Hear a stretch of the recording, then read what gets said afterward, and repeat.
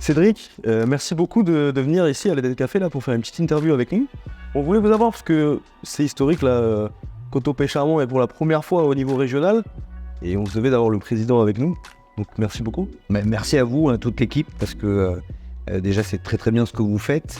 Et puis moi c'est un honneur d'être avec vous ce soir. Et si tu le veux bien, faisons une interview en se tutoyant. Allez, on va se tutoyer alors. Ça fait quelques années déjà que tu es président de FC Coteau-Pey-Charmont. Depuis que tu es président, il y a quand même un certain cycle qui s'est mis en place avec un projet ambitieux. Et cette montée là en régional, c'est un petit peu l'aboutissement pour le moment de ce premier cycle. J'aimerais qu'on revienne un petit peu sur ces premières années. Je pense qu'on a bâti Coteau-Pey-Charmont avec des cycles.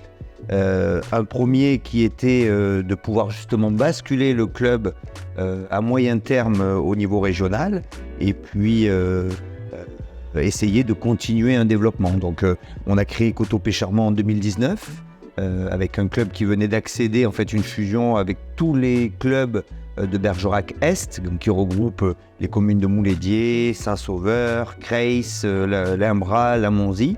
Et on avait comme ambition en fait de pouvoir installer un football à niveau régional sur ce bassin-là du Bergeracois. Là, cette saison, c'est la première fois que Coteau arrive au niveau régional. C'était une marche en plus, mais au final, la marche, elle n'a pas l'air d'être si haute que ça, puisque vous avez joué le podium pendant toute la première partie de saison. Là, vous êtes quand même dans le haut de tableau. Tout est positif, là. Il y a beaucoup de positifs pour ce début de saison. Il y a un petit échec sur les derniers matchs avec... on avait 3 matchs à jouer à la reprise 2024. On s'était donné un objectif de 2 sur 3. On a 2 sur 3, mais on ne s'attendait pas à perdre chez le dernier en déplacement à Saint-Pantaléon. Donc il y a une remise en question. Ça nous fait une petite piqûre de rappel que rien n'est acquis. Donc nous on est pour la première fois en Régional 3 et donc il y a une remise en question quotidienne. Donc c'est ce que le staff prépare chaque semaine, c'est-à-dire que l'objectif c'est de se maintenir, de viser le plus haut possible, mais avec des règles. Et donc chaque semaine on se remet en question, on est content d'être là et on continue à progresser. C'est quoi l'avenir? Est-ce qu'il y a des ambitions encore supérieures à la Régionale 3 ou est-ce que vous allez essayer de vous stabiliser? Tu as très bien résumé dans le préambule l'histoire de Coteau-Pey-Charmont et l'histoire de tout club de football. C'est des cycles avec des objectifs. Donc le premier cycle de 3 ans avec David Toinet était cet objectif de monter en Régional 3. Donc on a clôturé un cycle avec le résultat et l'objectif atteint. Et puis là, on redébute, on recommence un nouveau cycle avec donc l'arrivée de Rachid et de Mika Moulinier, son adjoint. Et on part à nouveau sur un nouveau cycle. Moi, je suis un président, je me dois, moi, d'inscrire l'institution avant tout.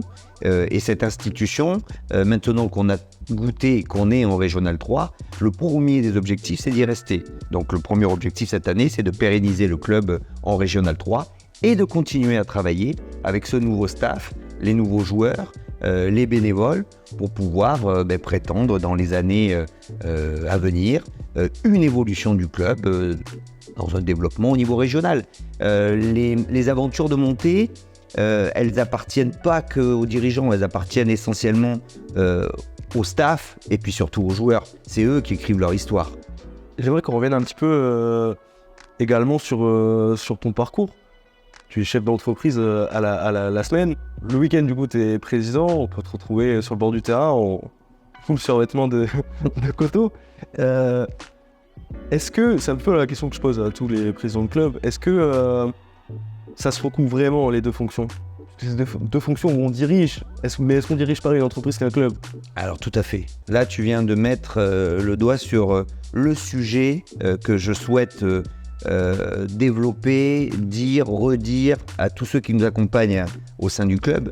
C'est que de mon regard extérieur de chef d'entreprise, la gestion aujourd'hui de Coteau-Pey-Charmont, c'est la gestion d'une petite entreprise.